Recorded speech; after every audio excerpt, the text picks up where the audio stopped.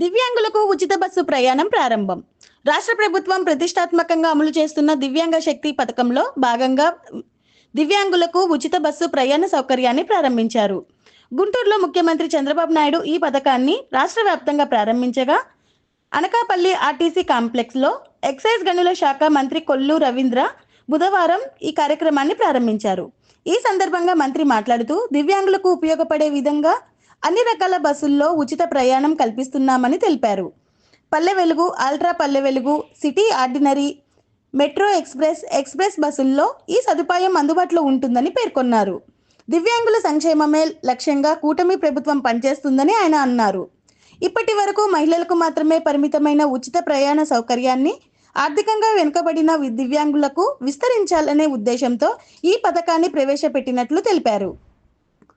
MLA Konathala Ramakrishna అధ్యక్షతన జరిగిన సభలో ఎంపీ సీఎం రమేష్ మాట్లాడుతూ, ఆర్టీసీ కాంప్లెక్స్లో ఎంపీ నిధులతో వాటర్ ప్లాంట్ ఏర్పాటు చేస్తామని తెలిపారు.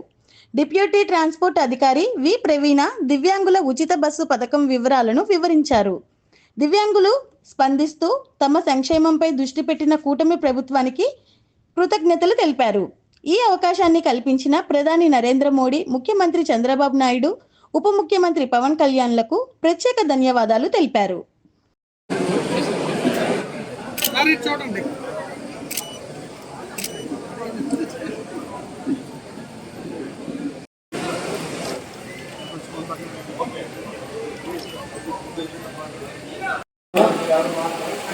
జిల్లా విద్యార్థి మంత్రి వారికి కొల్లు రవీంద్ర గారికి, సీఎం రమేష్ గారికి, అలాగే మన స్థానిక శాసనసభ్యులు కొంతాల రామకృష్ణ గారికి, అలాగే కలెక్టర్ ఆంధ్రప్రదేశ్ గవర్నమెంట్ వారు లాంచ్ చేస్తున్నందుకు మాకు చాలా చాలా గర్వంగా ఉంది సార్.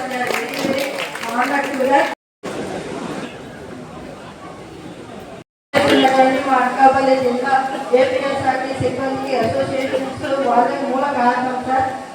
అలాగే మనకి విశిష్ట అతిథులు, అలాగే మన ప్రియతమ మన అనకాపల్లి నియోజకవర్గ శాసనసభ్యులు, మన గౌరవ ఎమ్మెల్యే గారు,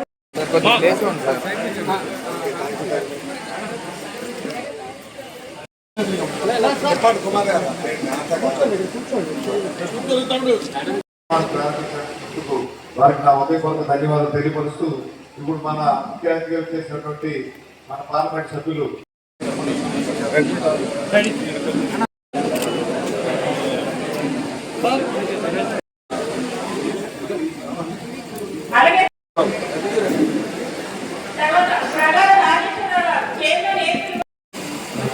ఒక్క నిమిషం మాట నీ పేరు అది చెప్పాలి.